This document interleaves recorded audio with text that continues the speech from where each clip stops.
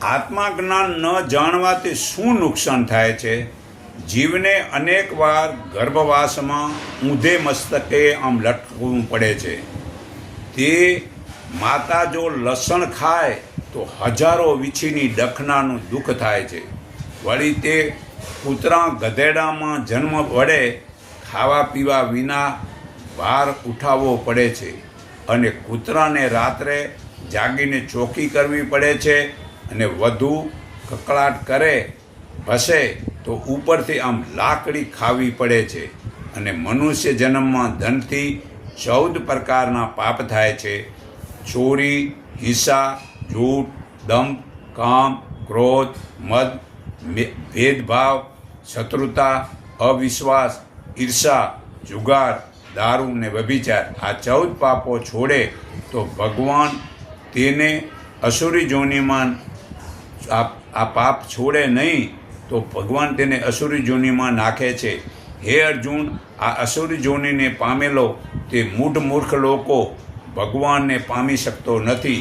તેથી ફરીને ફરી અનેક જન્મ મરણથી તેથી પણ વધારેમાં વધારે પાપ ગતિમાં પામે છે.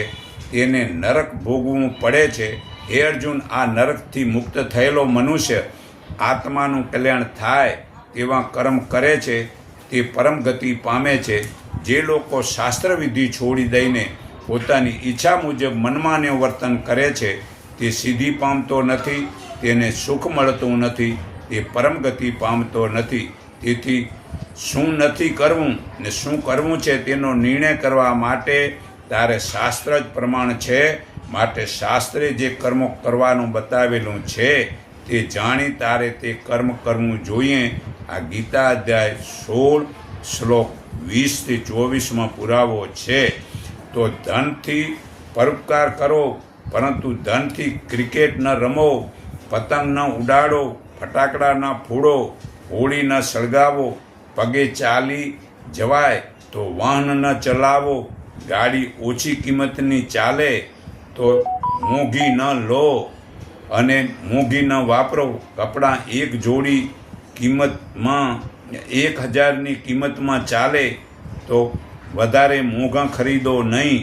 મને સમય, ધન બચાવો અને ધન વડે ઉપરના 14 કારણોનું ભૂલથી મોટામાં મોટું નરક ન કરો, નુકસાન ન કરો. કારણ કે તે નુકસાનથી જ તમારે જીવનમાં આત્મજ્ઞાન ઉતરતું નથી. તો છળ કપટ વેર ઈર્ષા છોડે તો આત્મજ્ઞાન